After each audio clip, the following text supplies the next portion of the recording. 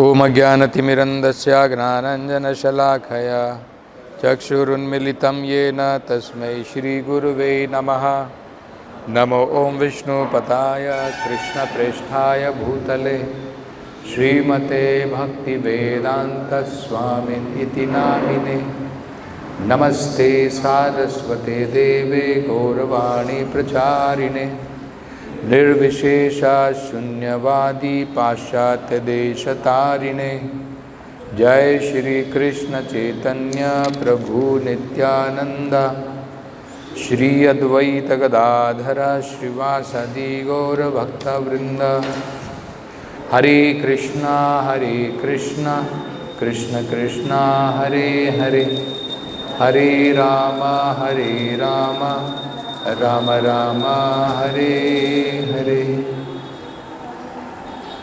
So here this chapter describes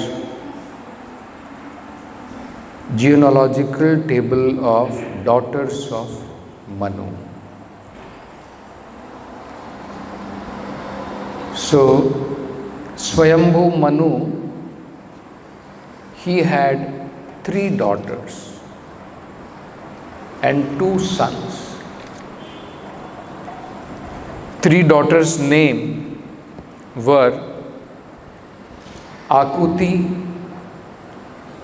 Devahuti and Prasuti. So these daughters, how they got married, to whom they got married, then they had their children had their children. So that will be described. Swayambhu Manu also had 2 sons, Priyavrata and Uttanpad.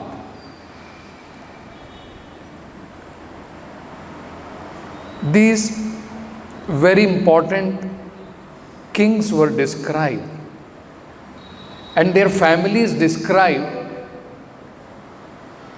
because they were very important people. Today, in history, what we read is all people who are actually irrelevant in our life. We have to read histories of so many so-called kings and rulers, and it does not help us in any way to improve our life. Bhagavatam also describes history, but it describes history of selected people, of those people who are of importance, significance, which can make an impact in our life, which will make a difference in our life. So, Swayambhu Manu is a great devotee of the Lord. Similarly, we know King Uttanpad, son of Swayambhu Manu. He was another great king and he was a devotee of the Lord. King Uttanpad had as his son Dhruva Maharaj, who is one of the greatest devotees of the Lord. So that is why the history of King Uttanpad is described. Maharaj Priyavrata, he was one of the very great devotees of the Lord, disciple of Narad Muni. So his history is described. So similarly, Swayambhu Manu had 3 daughters, Akuti, Devahuti and Prasuti. So Devahuti's life is already described. We just read that. Kardama Muni, Devahuti and their son Lord Kapila. We have already read about that. Now, Bhagavatam is going to describe the other two daughters and their family, their lineage, which is going to come. So, Maitreya Rishi is now describing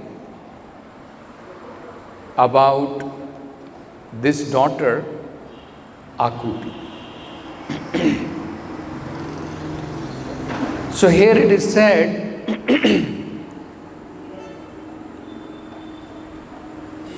Akuti had two more sisters and two more brothers. Swayambhu Manu had 5 children. One of them is Akuti, which is going to be described, like Devahuti was described earlier. So she had 2 brothers, Priyavrata and Uttanpad.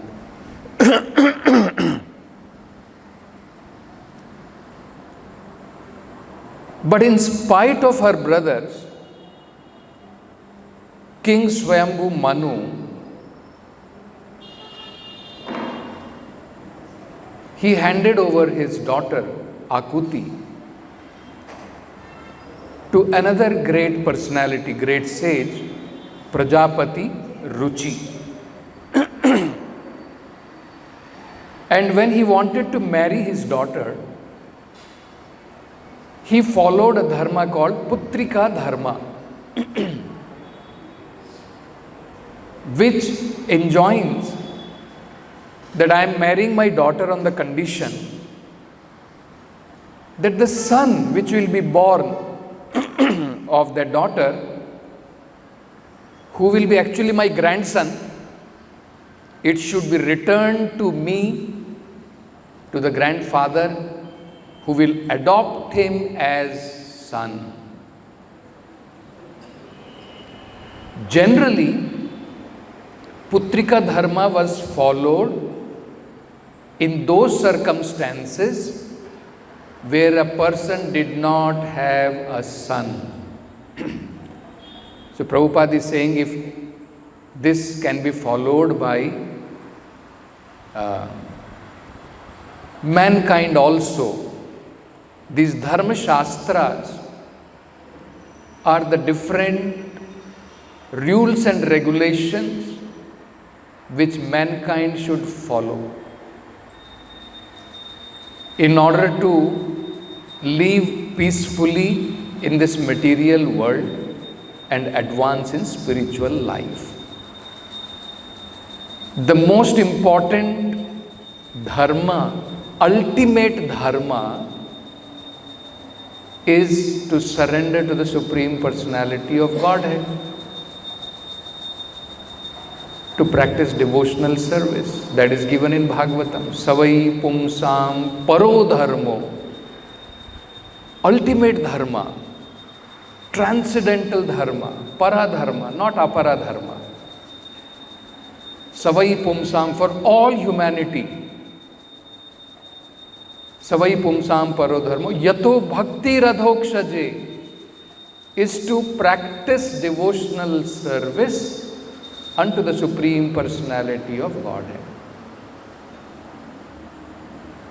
By that alone, the self, the living entity, will be completely satisfied. Yayatma suprasidati. So in order to achieve this ultimate dharma, there are many other secondary dharmas which may help us to live peacefully in this material world, creating favorable condition to achieve this paradharma. Say for example, it is advised in the Vedic literature that human society should be divided in 4 varnas and 4 ashramas. This is according to the Dharma Shastras, and that is called as Varnashrama Dharma. That means when one is born, seeing his nature, the spiritual master trains him in either of the varnas, Brahmana, Kshatriya, Vaishya or Shudra. Shudras do not require any training generally. The other three, they require some kind of training according to the varna. And for spiritual order, the life was divided into Brahmacharya, Grahastha, Vanaprastha and finally Sannyas. So altogether, these 8 divisions, 4 varnas and 4 ashramas are called Varnashrama Dharma. These help the living entity because everyone is born of a particular nature in this material world. So this helps a living entity to slowly advance from the different modes of material nature, from the lower modes of material nature to the higher modes of material nature, and gradually become free from the influence of 3 modes of material nature. But in Kali Yuga we find this system of Varnashrama has become topsy-turvy because practically we don't find the different samskaras are followed either before birth or even after birth. And there are no qualified brahmanas actually to perform these Dashavidha samskaras. That is why the Vedic literatures classify Kali Yuga. It is very difficult to divide people into Brahmanas, Kshatriyas, Vaishyas and Shudras because practically everybody is on the level of Shudras. Kalau Shudra Sambhavat. So, it may be very difficult to revive Varnashrama Dharma as it is. And that is why Srila Prabhupada says, we are trying to create Devi Varnashrama. The Varnashrama as it existed earlier will be very difficult to revive. But still, we can follow Devi Varnashrama. What is the meaning of Devi Varnashrama and how it is different from a common Varnashrama? Is in Devi Varnashrama, the single goal is to develop devotional service to the Lord. And everyone plays the different roles according to his nature. The spiritual master may assign different kinds of services to different devotees based on their different natures. But primary thing is advancement in spiritual life. So, we may find the spiritual master, according to the system, may assign someone to do pujari services, someone to do managerial services, and sometimes there is interchange in different services. This is the meaning of Devi Varnashrama. Manager may not always remain as a manager. Whenever it is required, he is ready to do any other services. If it is required, just like in the Varnashrama system, Vedic Varnashrama system, the work of a sweeper was assigned to the Shudras. But in devotional service, it does not matter. We may be initiated as a Brahmana, but if it is required, the devotee will carry out the work of even sweeping. Because it's all for the pleasure of the Lord. So that is called as Devi Varnashrama system. So similarly, according to Dharma Shastra, there is something called as Putrika Dharma, which is mentioned here.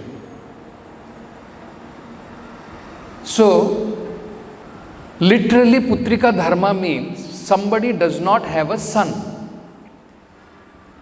Now, why son is required according to Vedic scripture? Putra Pinda Prayojanam. Putra is generally required for carrying out the different rituals in the family tradition, like Pinda. Generally speaking, it is the work of Putra and not Putrika. But sometimes there are exemptions, even in the Vedic Dharma Shastra. So there are two ways. If the parents do not have a son, they may assign that responsibility of a son even to the daughter. So that exemption is also there. Or if they so desire, if they have a daughter, the daughter, when it is married, they can put a condition that it is your Putrika Dharma, it is your duty as a daughter, that when you get married, if you get a son, that son should be returned back to the father. So that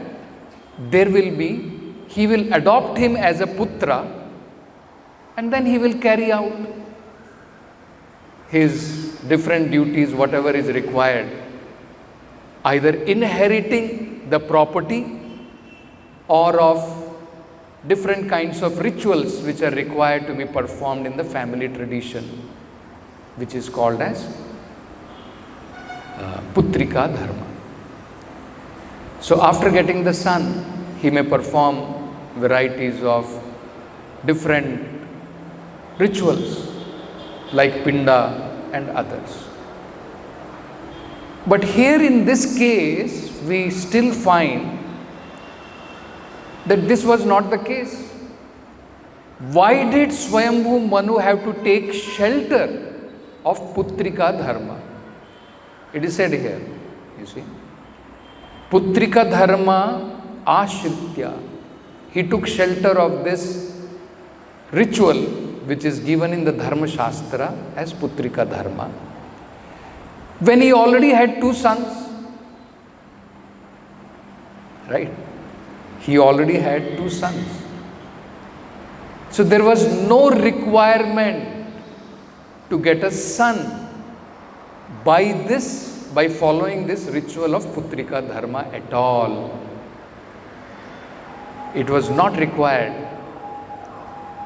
But still he took shelter of this because he was very eager to get the Supreme Personality of Godhead as his son.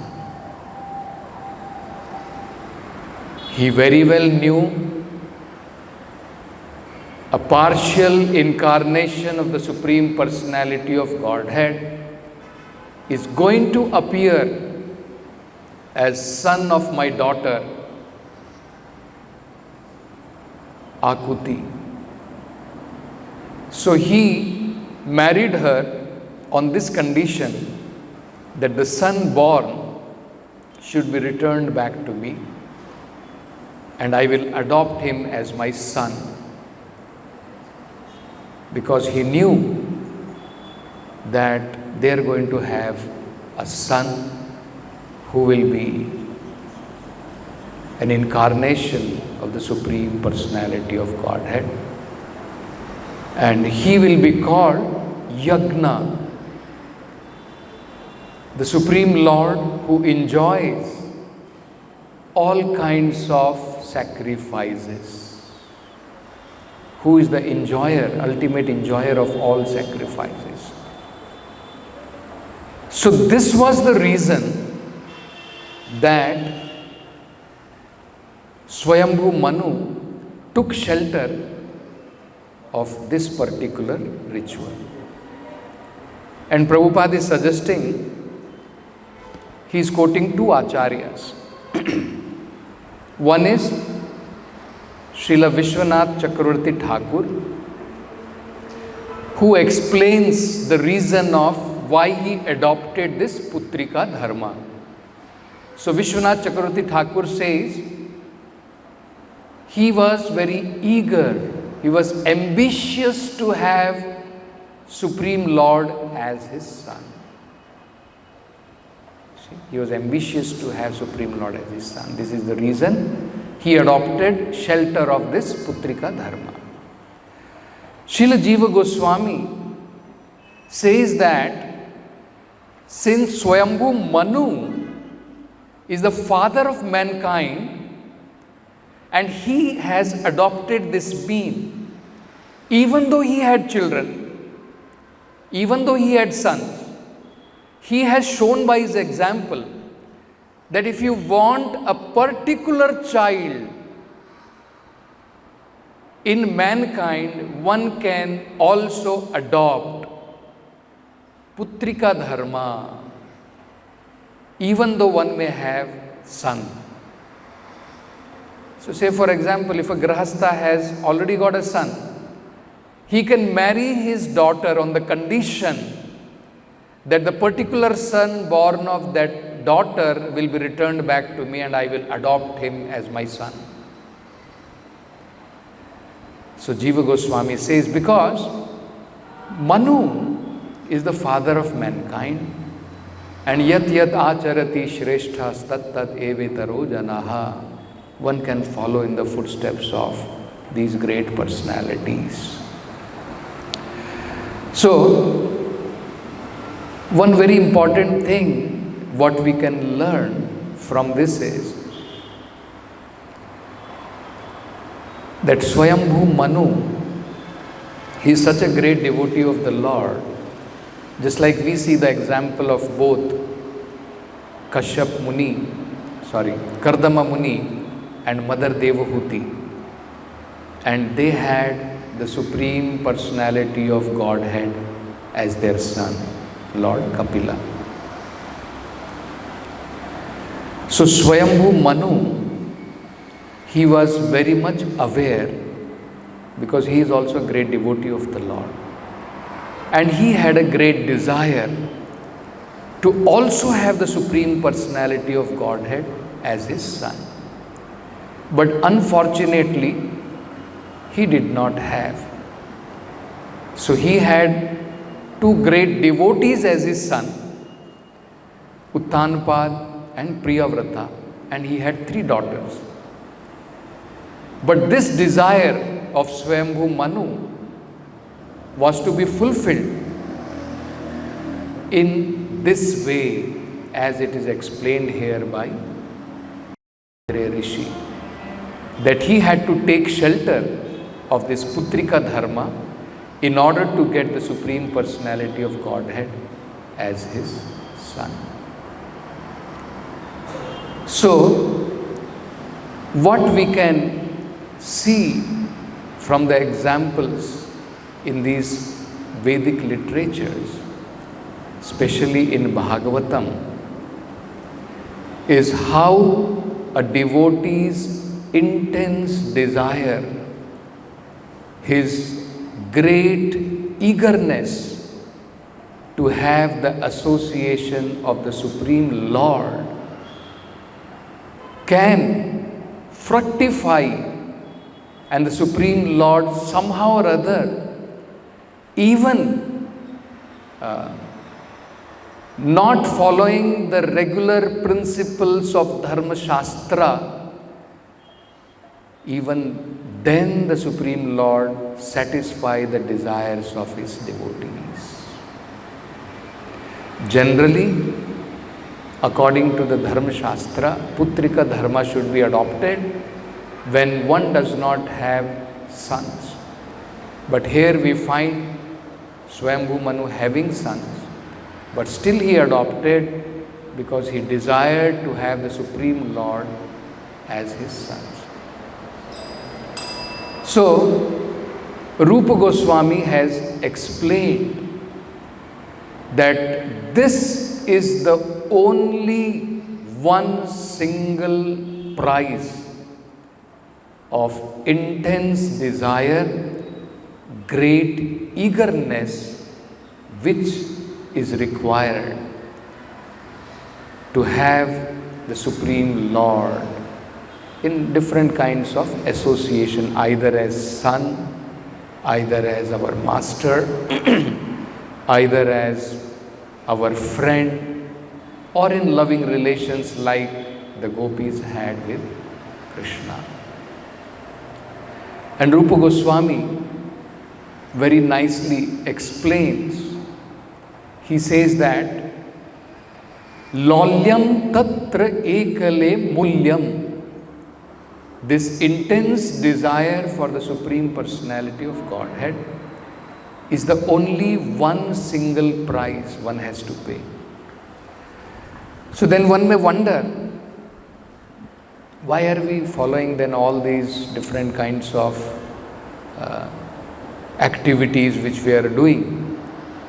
If only one thing, single thing which is required is lolyam, to have intense desire, then I will have it very easily. Why I should come for Mangalarati? Why it is required that I have to chant 16 rounds daily? If this is the only price one has to pay, finally, correct, one may think. So Rupa Goswami explains, this lolyam cannot be attained by koti janma sukriti, even with crores of lives of heaps of pious activities like tapasya, reading the Vedic literatures, dana, charity, performing great sacrifices. It is not possible. By all these different kinds of pious activities, it is not possible. Whereas the chanting of the holy name of the Lord is so potent that it is considered to be the most pious activities also. Punya Shravana Kirtana. Prabhupada explains that all the different phalas of punya karma automatically devotee gets, because this is also one of the most pious activities, and it is transcendental to all pious activities also. And at the same time, what happens is, when one becomes attached to chanting the holy name of the Lord, the Supreme Lord becomes attracted towards that devotee, the Supreme Lord. And he takes charge of cleansing the heart of a devotee. Because the biggest problem for a devotee is anarthas in his heart, purification of his heart. And that is why we are not attracted to Krishna. That is why we don't have intense desire. Isn't it? Just like we see the example of how Bilva Mangala Thakur was instructed. That if you had the same kind of desire, same kind of intensity for the Supreme Lord, your life would have been completely different. You see? He was so intensely attached to that prostitute. Isn't it? We hear of that story that what all different kinds of troubles he took without fail to go and meet that Chintamani. Prabhupada describes that very nicely. That his father died and he just somehow or other finished the rituals, everything. So at least on that day, nobody expected that he is going to visit Chintamani. And moreover, it was raining so heavily that it was flooding everywhere. There was flood everywhere. So he was so much one-pointed in his desire, he did not bother about any of these things.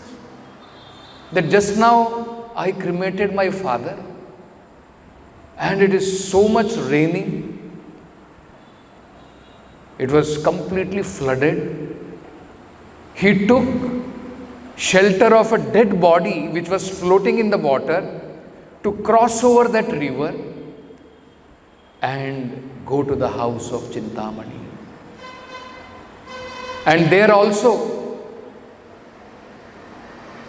to go to the house of Chintamani, because there was a water everywhere, in order to climb, he took shelter of a snake which was escaping from the water and hanging from the wall, from the window. And he climbed. And there he was there on the door of Chintamani knocking. And Chintamani was shocked to see him. So she said, Bilva Mangala, if you have so much attachment for this body, which is nothing but made up of Tridhatu, blood, mucus, isn't it? And you are so much attached to this body. If you had this kind of even a little desire like this to have the Supreme Personality of Godhead, to meet Him, probably your life would have been completely different. And this completely changed Bilva Mangala Thakur. Immediately he left Chintamani and he went towards Vrindavan. But on the way, once again, Maya had to test him once again about his determination. So he went to somebody's house and he was attracted. He asked for some water from a house of a Brahmana. And the wife came out to give water to him. And once again his eyes were distracted. And then he realized that my eyes by which I am seeing all these material beauties, these are my enemies. So he said, Mother, can you kindly give me the pins from your hair? So she did not know for what he wanted that pin which she had put in her hair. He took that and he plucked out his eyes. He became completely blind. And then he proceeded towards Vrindavan. And there he was so intensely attached to the Supreme Lord that the Supreme Lord would come and supply all needs of Bilva Mangala Thakur. So, this is the kind of eagerness, intense. Bhagavatam calls it as Tivrena Bhakti Yogena So when one is practicing devotional service very, very seriously, the Supreme Lord in the heart, He takes charge of cleansing the heart of a devotee. Otherwise, our heart is actually very, very dirty. So many distractions are there. But somehow or other, if a devotee becomes, in spite of having all these anarthas, in spite of having, if a devotee becomes attached to hearing Krishna Katha, to hearing the holy name of the Lord, Shanvatam Swakatha Krishna, Punya Shravana Kirtana, Hridantastu Hyabhadrani Vidhunoti Suhrad Satan. The Lord, who is the best friend of his devotee, He takes charge of cleansing the heart of the devotee. And once these different anarthas are removed, Bhagavatam says, Bhaktir Bhavati Naishtaki, then one becomes completely fixed in his devotional service. So actually, even though there is no doubt that eagerness is the only prize, this lolyam, greediness, this is the only prize, but it is not so easily available. We have to undergo intense sadhana in order to give rise to our original attraction for Krishna. Originally, every living entity is related to the Lord, but we are all in Vismriti. We have forgotten. It is completely covered by Maya. And that attraction which was towards Krishna has now become diverted to many material objects. My bank balance, my material work, my name, my prestige, isn't it? So that attachment to Krishna is now perverted and it is coming out in material ways in different directions. So when we perform this sadhana bhakti, as it is said, Shravanadi Shuddha Chitte Karaye Uday, by Shravana and Kirtana specifically, beginning with Shravanam, when we do the devotional service, Shuddha Chitte, our chitta, our heart will become purified and our original attraction for Krishna, Karaye Uday, it will be manifested in our heart. So then it is possible. So that means our endeavor should be how to follow the different limbs of devotional service with more and more enthusiasm. Srila Prabhupada used to say that at least we have been gambling this life after life in service of Maya. At least once you gamble, even if you are not completely convinced about Krishna consciousness, even if you have doubts in your mind, gamble this life for Krishna.